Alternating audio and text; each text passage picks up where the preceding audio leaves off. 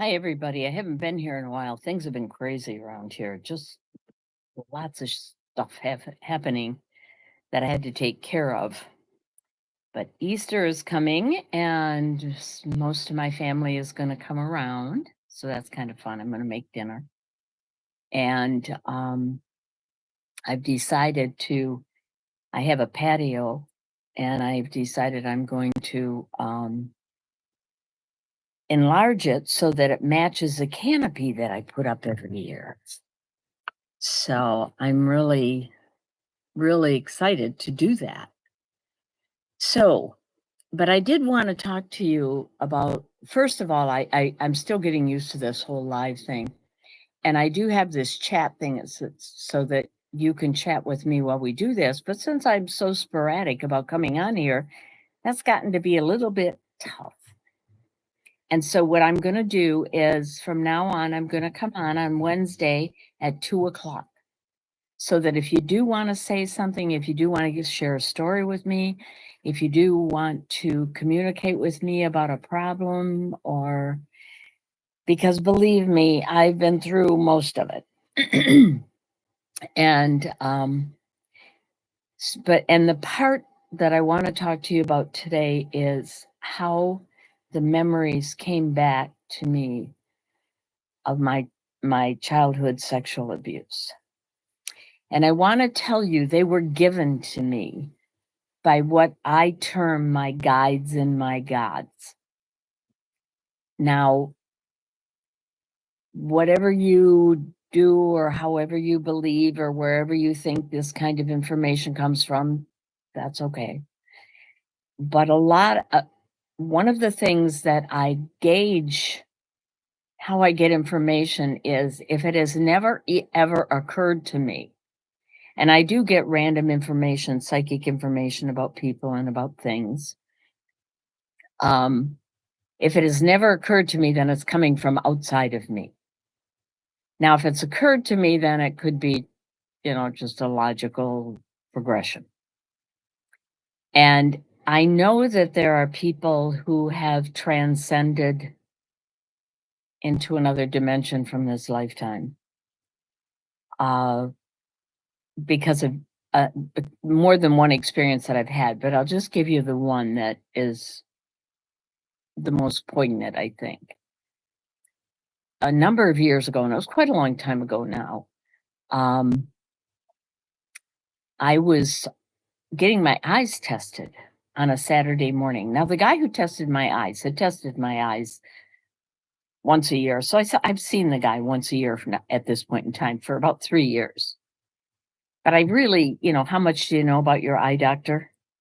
I knew that he was married. I thought he had kids. I wasn't sure how many. But basically, that's the extent of what I knew about this guy. So I go in on a Saturday morning and he's taking his time. He's chatting. We're having a good time just talking. I'm sitting in the chair with all the gears around me that they put in front of your eyes, but they aren't in front of my eyes. They're off to the side. And we're just chatting. And we covered everything from politics to whatever. Anyway, he finally looked at me and he said, "I believe in guardian angels." And I said, "Well, you should, because you have one over your shoulder as we speak." And I described her hair, like I knew she had kind of salt and pepper gray hair. And I said, "I think it's your grandma." And he goes, "No, that's not what my grandma looked like." And so I said, "Well, whoever it is, she's there and she's your guardian angel." So he's kind of putsying around at his little counter, and I'm sitting there and I looked at him and I said, "You know what? Her name is Helen." And he turned around and looked at me and his dropped clear to the floor. And he said, "Really? That's my other grandma, but I never thought she'd be my guardian angel."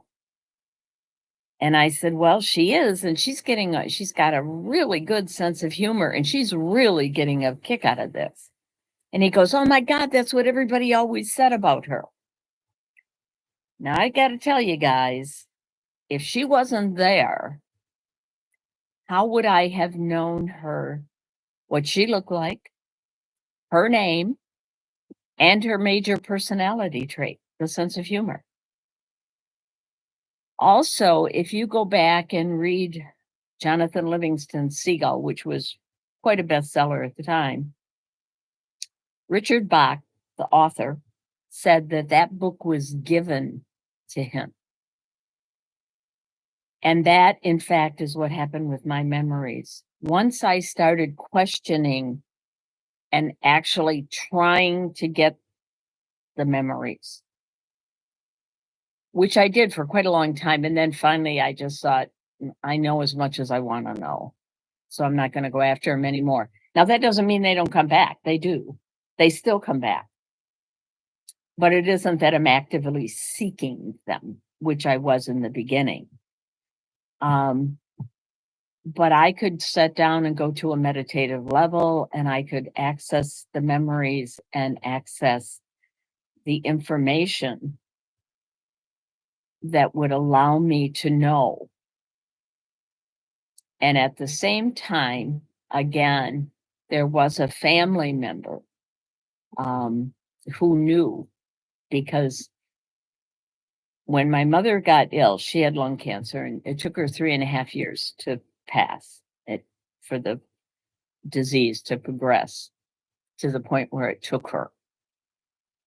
And during that time, I had taken care of her, even to moving in with her for a while. And then finally, I had a job. I was on the other side of town. I was separated from my husband, so I didn't have any income unless I worked.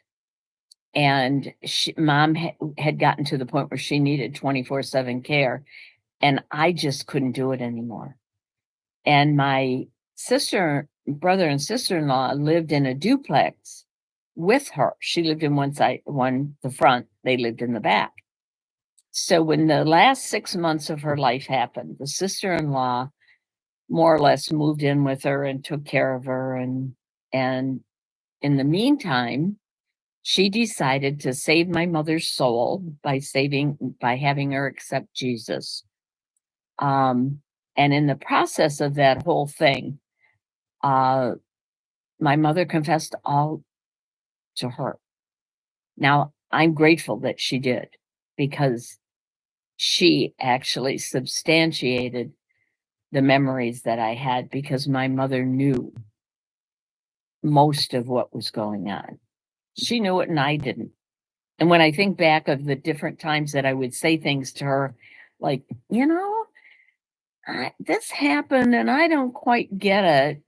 And she'd get this funny look on her face, but never say anything. And now when I look back, it's like, duh, of course, anyway. So that's the process. And it was a process. It didn't happen all at once. The memories came in a little at a time. And when you read my book, first it was an uncle, and then it was my father. But my father was later, when I was feeling sexual. I mean, I was going into puberty and so on and so forth. And that was the hard part. That was the hardest part. In fact, my sister-in-law, and I'm going to call her Joyce for the purposes of this. Joyce looked at me one day when we were talking about the memories coming back, and she said, "What about your father?" And I said, "Oh, no, nothing ever happened with my father." Well, about 5 years later, it just smacked me around. The memories did, to the point where I had to admit that something had happened. But it was very difficult for me. It took me, even though the memories had started coming back 5 years earlier, it took me 5 years to face that, because that was the hardest one to face. So, that being said, now you know, and what I really want to impart to you here is, I am evidence driven. So everything I believe in has to be backed up by logic and evidence. So that limits on the organized religion part as to what I buy. Now, I'm not challenging what you accept. I don't care. Whatever you want to, whatever you believe in, that's okay. You believe in whatever you need to believe in. But when I say my guides and my gods, they were giving me the memories. And I do believe that when this was all happening, they were there. And they were there to help me to develop the other personality that would take care of the sex. Well, my main personality started out in the beginning of being a pompous prude. Now, as years went on and I made some of my own mistakes and didn't feel like I was the shit of the earth, that I was still a nice guy and just made some mistakes and bad decisions, the pompous prude part kind of softened, if you will. And then of course, the person that was taking care of the sex, that was a whole different ball game. So it was a whole different place. So, at any rate, as we go, we'll go more and more into what happened, how it happened, and how I remember it. But right now, I'm going to deviate from the past to the present. And I think I mentioned that I have a patio outside my sliding glass door wall. And there's a patio out there. And so and every year I put up a canopy over it, but the canopy is bigger than the patio. I don't know how they did that because the one part of the patio is like 4 feet long and then the next slab's 3 feet. It's kind of strange, but whatever. So I've got it all set up so that there's somebody going to do this and do it before Mother's Day. Because usually on Mother's Day, everybody comes and we get my travel trailer ready to go so that I can go to the Tin Can Tourist Rally in Milford in May, which incidentally, if anybody wants to come out and go through those trailers, and it sure is worth it. I mean, there's some really cool stuff. On Saturday of that weekend, I think it's the 18th, but I'd have to look that up. The public can come in and for a nominal fee, maybe $5 or something, I don't know what they charge. You can come in and walk around all the trailers, and there are a lot of them, and see what people have done. And some of it's, in fact, there's one trailer that's so incredibly gorgeous on the inside that I'm awed, just awed. But anyway, I'm really excited. I'm excited about putting the canopy up and having the whole canopy over, having cement under the entire thing instead of 4 feet of grass on one end. So that's going to be really super. And when the time comes and I can get wandering around with this stream thing, I'll show you some of the things that we did. And I've been making those curtains, but with everybody coming on Sunday, I haven't, for 2 months now, I've had a big long table where I was cutting up material and sewing machine on my table. I just shoved it aside when I wanted to eat. But seeing as how everybody's coming on Sunday for my daughter's birthday and for Easter, I had to put it all away, and I'm looking around and I'm going, wow, this place looks a lot bigger without all that crap sitting in the middle of the place. So it's kind of cool, but I'm going to have to put it back up because I still have 2 small panels left that I want to make. And so I'm going to have to, after Easter's over and I have a little bit of time, I'm going to have to do that. And last Sunday, was it? I don't know. Few days ago, my oldest daughter and her significant other called me and asked to meet at the Highland House for dinner. So I did, and we had such a good time. And I'll tell you, I like sidecars, which is a drink. And that bartender, who doesn't smile, doesn't talk, but he sure does make a really good sidecar. So I anyway had a really good time, and I always had fun with them anyway. And then some other people stopped by that we knew, and we chatted with them for quite a while. So it was really a fun night. We really had a good time. But my oldest daughter's birthday is Saturday. And she's she's really a special lady. She just when she was growing up, she was the oldest and she had no sibling rivalry.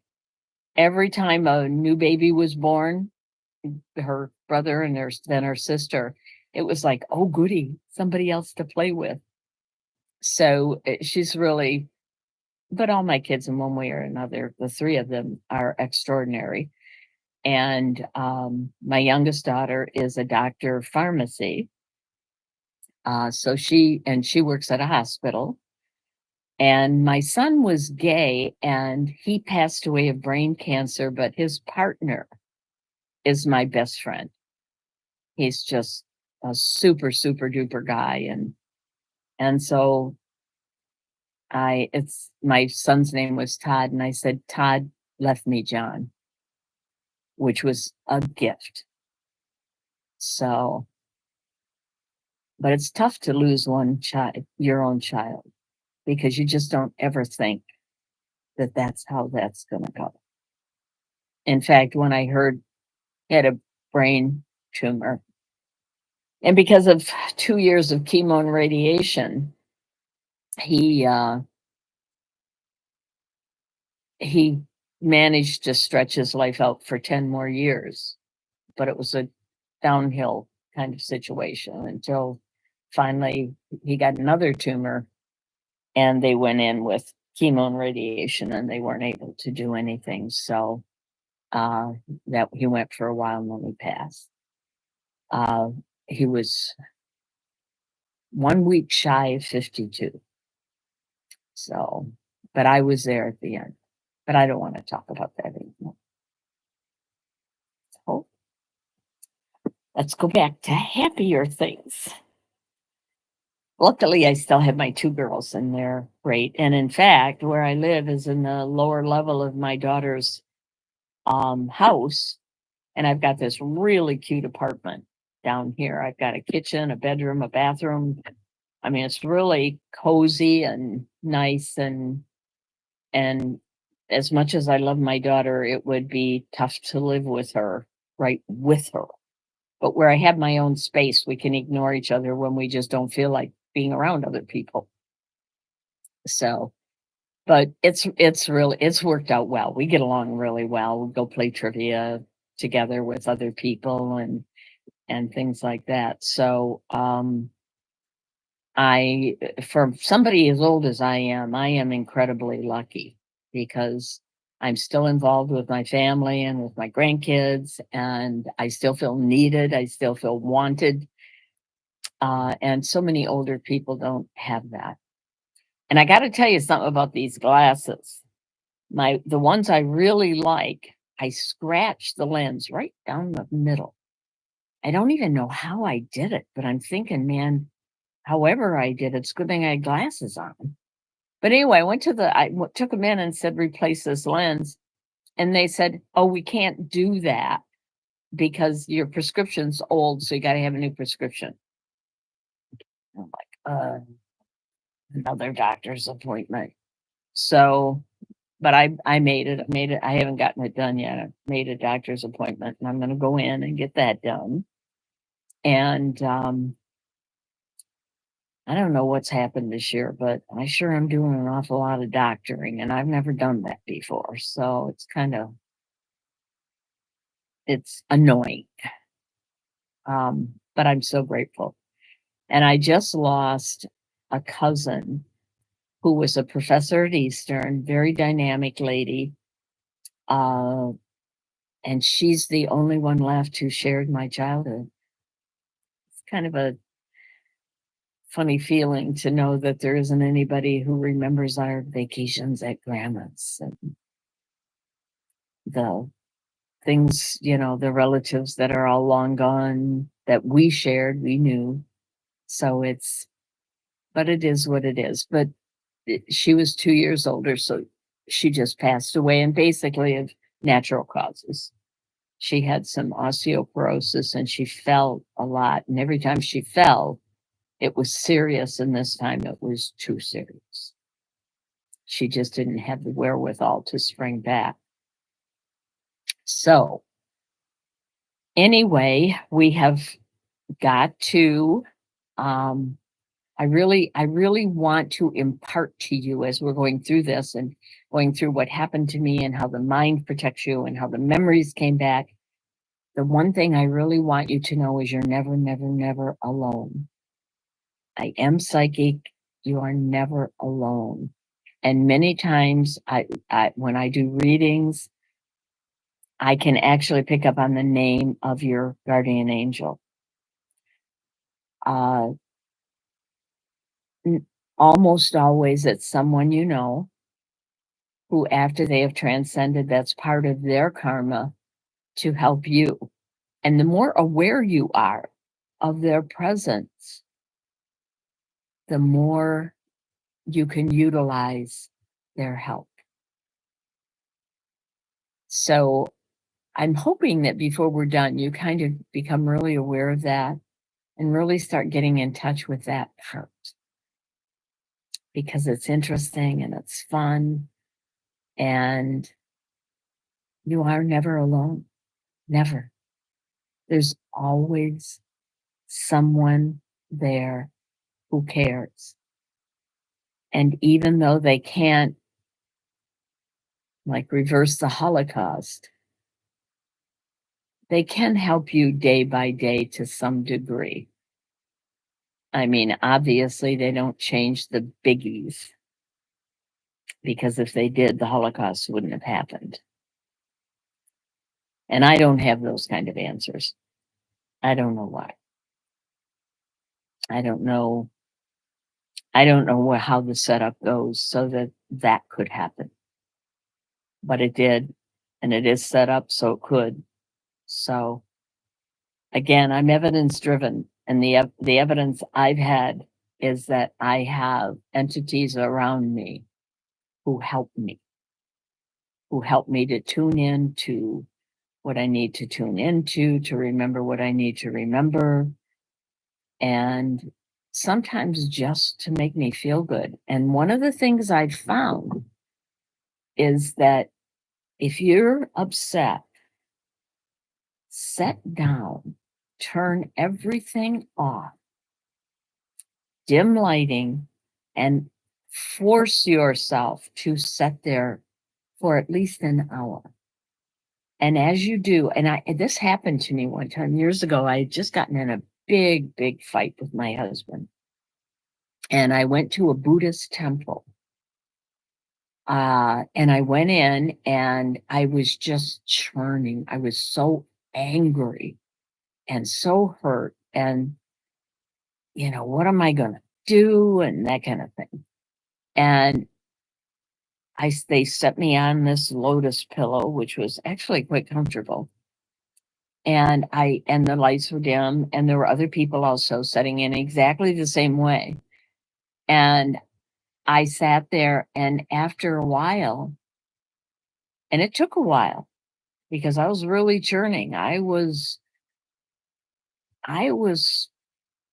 upset. But after a while, things just kind of fell into some kind of order for me. And I had more of a cosmic view of what was happening to me than a little view of this fight that this little person on this little planet in this huge, humongous universe had a fight, and you're upset. And somehow it all kind of fell into where I just kind of calmed down, stay calm, stay relaxed, things will work out. They didn't work out exactly as I would have liked, but I did what I had to do and live my life the way I had to live it in order to survive. So, and I don't mean survive in terms of a roof over my head and food in my mouth, but that was part of it. So anyway, that being said, try to set down, if it's no more than 10 minutes a day. If you can do it 10 minutes 3 times a day, that's even better. But whatever time you can eke out, do it. Sit down and be quiet. Or another thing, while you're working around the house, you're doing the dishes, you're vacuuming, although I don't know how many people still do stuff like that, but I'm old school, so I do. Turn off television so that you have to be in your own head for a while with no distraction, and stay there for a while. And you'd be amazed at how things kind of still fall into place. And always remember, you can ask your guides and your gods for help. And sometimes it's simple stuff, like I can be shopping and I see some potatoes and I'm thinking, I don't need any potatoes. And then there's a nagging thing going, you need potatoes. And if I don't listen to that, I get home and sure enough, I needed potatoes. So listen to yourself and get out of your own way. But in order for that to happen, you have to be quiet. So take a few minutes every day to be quiet and let the energy and the entities and all of what's in the universe to help. And you are the universe. Everything that the universe is made up of, you are made up of. We are literally stardust. So let the universe come in, let the cosmos come in and provide you with the energy and a lot of times it's some answers. So anyway, I'm sending you light. I'm sending you energy. I'm sending you all good things. And I know I can do it because I've done it and I've actually seen, we'll go into some healings that I've been a part of that I've done at a distance, and we'll go into that. So let the energy of the universe be a part of you and be your friend and connect with it. But again, in order to do that, you have to pay attention, you have to believe, and you have to be quiet sometimes. So this has been a pleasure today. I really hope that as we go through and we start actually scheduling, like I told you, I'm still learning on this whole thing. And so I'm trying to find ways of making it better and so we can really connect and all of that. And I got to thinking about it and I thought, when nobody knows you're going to be there, even if they did want to listen, even if they did want to connect, it's like it would have to be a happenstance thing. So I've decided that every Wednesday at 2:00, I will come on and then we can do some live chatting and we can connect. We can send love and energy to each other. And that's what it's supposed to be about. And that's what we're supposed to learn in each succeeding lifetime, is how to be more loving. So I'm going to sign off for now, but next Wednesday at 2:00, I will be on so that if you do want to connect with me at all or read my book, The Shame and the Shining, available on Amazon by Carol Lee Cousins, like in Aunts and Uncles and Cousins. It's a really good way to remember it. We can do that and we can discuss it. If there's something in the book that you want to question or you're interested in, or something's happening to you that's similar and you're wondering how it all connects. At any rate, if there's any questions or if there's anything you want to do, just know that I am sending you light and energy. And if I can help in any way, because I've lived a long time. I've been through a lot of stuff. And if you read my book, you know that I developed multiple personality to cope with the sexual abuse. Um, I've raised 3 successful children, and I've got some real, in fact, when I see people doing some things that I know are harmful, I'm just, that, don't do that. Um, and if it's bad enough, I'll say something, because I think that you will be held accountable for what you don't do as well as what you do. And when you are silent in the face of injustice, you are as guilty as the oppressor. So you have to stand up and say no. You can't legitimize. Like if a guy's beating his dog, you yell at him. You say you can't do that. Get him, depending on the severity of it, get in between them. Now that you have to use some judgment on, obviously, because you could get really hurt that way. But I know I had a friend one time, a couple that were friends with my husband and I, and the one man kept making racist remarks. And I would take him on each and every time. And finally, I just looked at him and I said, one more racist remark for you, and my part of this friendship is over. You do not legitimize that by staying silent. So, that being said, you have a wonderful, wonderful day and a wonderful week until hopefully I see you next Wednesday at 2:00, and we will get together and kick around what little we know of the universe. You take care. I love you. And I'm sending light and energy to each and all.